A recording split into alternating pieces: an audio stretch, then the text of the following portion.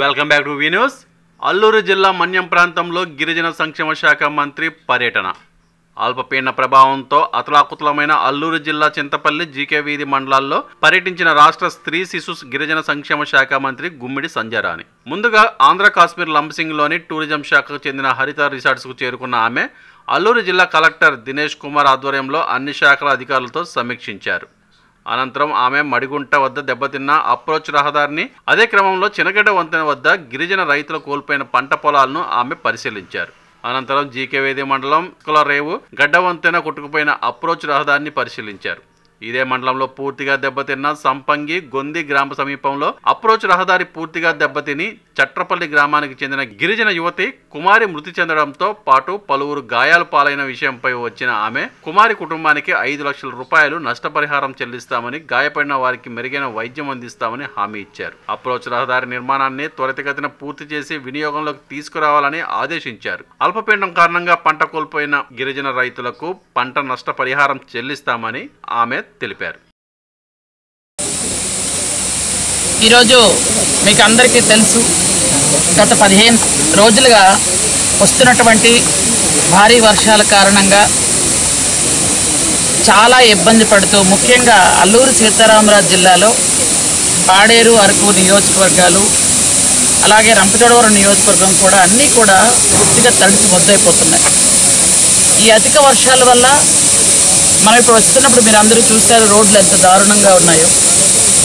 గత 5 సంవత్సరాలు కనీసం రోడ్ల కోసం ఎన్ని అప్లికేషన్లు పెట్టినా, ఎన్నిసార్లు అధికారులకు చెప్పినా, ఎంత మొరపెట్టుకున్నా కనీసం ఒక్క పైసా ఇచ్చిన పాపాను పోలేదు. మీ అందరికీ తెలుసు. ఈరోజు గత 5 సంవత్సరాలు ఏ పని చేయకపోవడం, అంతకుముందు చంద్రబాబు నాయుడు గారు ఇచ్చిన రోడ్లు మాత్రమే ఈరోజు మనం చూసిన రోడ్లు. ఆ రోడ్లు కూడా హెవీ ట్రాఫిక్ వల్ల, హెవీ వెహికల్స్ వల్ల ఇక్కడ దాదాపు 3-4 రాష్ట్రాలకి రోడ్లకి ఈ రోడ్డు ఉండడం వల్ల మొత్తం అంతా చాలా దారుణంగా తయారైంది.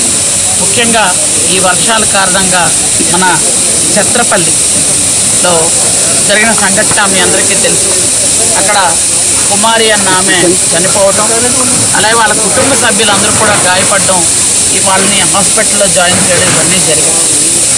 ముఖ్యంగా వర్షాలు పడగానే ముఖ్యంగా మన గిరిజన ప్రాంతాలలో ఎప్పుడు కూడా ఈ ప్రమాదాలు ఇవన్నీ కూడా మనకు సహజమే.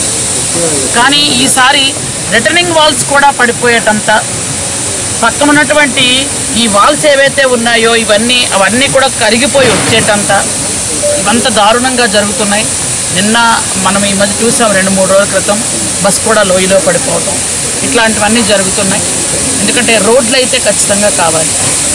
ఆ రోడ్ల కోసం మన ముఖ్యమంత్రి వర్యులు చంద్రబాబు నాయుడు గారికి ఈ విషయాలన్నీ వివరించి ఖచ్చితంగా రోడ్లు అయితే శాంక్షన్ చేయిస్తానని మీ అందరికీ కూడా మాటిస్తున్నాను.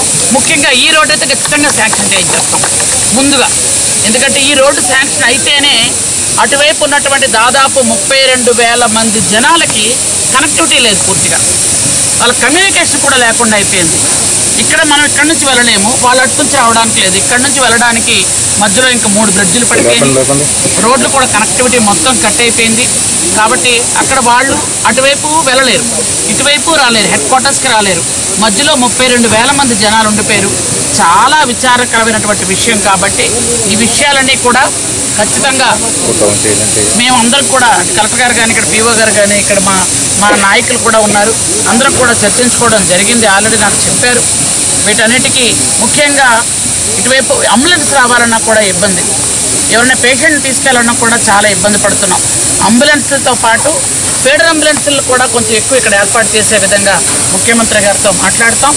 అలాగే ముఖ్యంగా ఇప్పుడు ఈ రోడ్డు ఏదైతే 40 కిలోమీటర్ రోడ్డు ఉందో, ఈ రోడ్డు అత్యవసరంగా శాంక్షన్ చేయాలి. కాబట్టి ఇది ఖచ్చితంగా శాంక్షన్ చేయించి 4-5 రోజుల్లో మొదలు పెడతామని మీ అందరికి కూడా మాటిస్తున్నాం మేము. అలాగే ఈ మిగిలినవన్నీ చూస్తే ముందు యుద్ధ ప్రాతిపదికన కొన్ని మొదలు పెట్టాలి. ఎందుకంటే ఎక్కడైతే ఇవి పడిపోయినాయో సైడ్ నుంచి పెద్ద పెద్ద దిమ్మలు పడిపోతున్నాయి, మట్టి మొత్తం పడిపోతుంది. అవన్నీ కూడా కలెక్టర్ గారికి ఆల్రెడీ చెప్పడం జరిగింది. కొన్ని ముందుగా అయితే అత్యవసరంగా ముందు కొన్ని క్లియర్ చేస్తారు. క్లియర్ చేసి ముందు ఒక ఆటోనో లేకపోతే జీప్నో ఒకటి వెళ్ళే విధంగా, తర్వాత పర్మనెంట్ రోడ్స్ అయితే మాత్రం అన్నీ కూడా మనం చేయించుకొని నెమ్మదిగా చేసుకుందాం. ముందు శాశ్వత పరిష్కారం తర్వాత మన తాత్కాలిక పరిష్కారం కావాలి. తాత్కాలికంగా మొత్తం అన్నీ క్లియర్ చేస్తే రోడ్లు జనాలు వెళ్ళడానికి రాకపోకలకు ఇబ్బంది ఉండదు. కాబట్టి అది కూడా చూస్తున్నాం. మీకు తెలుసు, గత 15 రోజులుగా మా రాష్ట్రంలో జరుగుతున్నటువంటి పరిస్థితులు. విజయవాడ పూర్తిగా గ్రౌండ్ ఫ్లోర్లో ఉన్న వాళ్ళందరూ మునిగిపోయారు. ఈ వయసులో కూడా 75 సంవత్సరాల వయసులో కూడా చంద్రబాబు నాయుడు గారు బస్సులో అక్కడ కాపురం ఉంటున్నారు. బస్సులో పూర్తిగా ఉండిపోతున్నారు అంతే. బస్సులో ఉండి అక్కడే తింటూ అక్కడే ఉంటూ అక్కడ మమ్మల్ని అందరినీ కూడా మంత్రులు, అధికారులు అందరినీ, ఐఏఎస్లు, మంత్రులు అందరినీ, ఇంకా ఎమ్మెల్యేలు ఎవరెవరు ఉన్నారో మొత్తం అందరినీ వార్డుల్లోకి పంపించి అక్కడ 32 వార్డులు జలమయం అయిపోయాయి పూర్తిగా. అయితే నిన్న మొన్న వర్షంకి ఇక్కడ కూడా ఇలా జరుగుతుండడంతో మా ఏరియా బాగాలేదు సార్, అర్జెంట్ మీ ఏరియా వెళ్ళండి అమ్మా అన్నారు. నేను రాత్రే వచ్చాను. వచ్చిన వెంటనే ఇక్కడికి మన కలెక్టర్ గారికి, మన ఈశ్వరి గారికి, అలాగే మా సోదరుడికి, వీళ్ళకి శ్రావణ్కి, వీళ్ళందరికీ ఫోన్ చేస్తే వెంటనే చెప్తున్నారు ఇలా ఉంది పరిస్థితి అని. ఇప్పుడు పీఓ గారిని అడిగితే పీఓ గారు చెప్పారు మొత్తం ఇవన్నీ ఇలా కట్ అయిపోయాయి. ఇప్పుడు అత్యవసరంగా మనం చేయాల్సింది ఏంటంటే, మనం గత ప్రభుత్వం చేసినటువంటి తప్పిదాలు, పాపాలు ఇప్పుడు మనకు శాపాలే చుట్టుకుంటున్నాయి కొన్ని. అది ఎవరు ఒప్పుకున్నా ఒప్పుకోకపోయినా, ఎందుకంటే వాళ్ళు అర్థమైతంగా మాట్లాడుతున్నారు. నిజంగా ఇలాంటి సమయంలో కూడా రాజకీయంగా మాట్లాడుతున్న వాళ్ళని ఏమనాలో ఒకసారి మీరే ఆలోచించుకోండి. కాబట్టి ఈరోజు మనందరి సహకారంతో మనందరం కలిపి ఇక్కడ ఏంటంటే పబ్లిక్, అలాగే ప్రెస్, అలాగే పొలిటీషియన్స్ కానీ, అలాగే అందరూ కూడా అధికారులు అందరం కలిపి మన రోడ్లు కానీ మన నియోజకవర్గాలు బాగు చేసుకోవాల్సిన అవసరం ఉంది. ఖచ్చితంగా ముఖ్యమంత్రి వర్యుల దృష్టిలో ఈ సమస్యలన్నీ కూడా పెడతాం. అక్కడ ఉన్నటువంటి గ్రామాల్లో అలాగ ఎలా అంటే ఒక ద్వీపంలో ఉండిపోయారు అందరూ కూడా. ఇప్పుడు ఎక్కడ ఎవరికైనా అత్యవసరంగా హాస్పిటల్కి వెళ్ళాలంటే ఎంత ప్రాబ్లమో మన అందరికీ తెలుసు. అంతేందుకు నిన్న పడిపోయిన దగ్గరే ఆవిడ చనిపోయారు. మిగిలిన ముగ్గురిని హాస్పిటల్ తీసుకురావాలంటే ఎంత కష్టపడుతున్నామో మీకు తెలుసు. చనిపోయిన వ్యక్తిని పోస్ట్ మార్టం తీసుకురావడానికి కూడా అవకాశం లేని పరిస్థితి అయిపోయింది. ఇక్కడ నేను నడిచి వెళ్దాము అంటే 25 కిలోమీటర్ల దూరం. ఇలాంటి దగ్గర ఇలాంటి పరిస్థితిలో ఉన్నాం అంటే ఒక్కరోజు చూసిన వాళ్ళకి ఇలాగ ఉంటే ఎప్పుడు ఇక్కడే కాపురం ఉంటున్న వాళ్ళ పరిస్థితి ఏమిటి అనేది ఒకసారి మనం అందరం ఆలోచించుకోవాల్సిన పరిస్థితి ఉంది. కాబట్టి ఖచ్చితంగా మేమైతే మాటిస్తున్నాం, చంద్రబాబు నాయుడు గారు ముఖ్యమంత్రిగా ఉండగా ఎవరికి ఇబ్బందులు ఉండవు. ఖచ్చితంగా ఈ జిల్లానే కాదు, అంటే ఎస్టీ నియోజకవర్గం పార్లమెంట్ అంతా 7 నియోజకవర్గాల్లో ఉన్నటువంటి ఎస్టీ ఏరియా అంతా గురించి చెప్తున్నాను. ఇక్కడ కల్లూరు సీతారామరాజు జిల్లా కానీ, అక్కడ మన్యం జిల్లా కానీ మొత్తం అంతని జిల్లా మొత్తం ఈ పార్లమెంట్ని ఆదర్శవంతంగా తీసుకొని ప్రతి దగ్గర కూడా రోడ్లు, కాలువలు అన్నీ చేసి బాగు చేయించే పరిస్థితి తీసుకొస్తామని మీ అందరికీ కూడా మాటిస్తున్నాను నేను. Thank you very much. నిరంతర వార్తా సమాచారం కోసం మా వి న్యూస్ ఛానల్ సబ్స్క్రైబ్ చేయండి.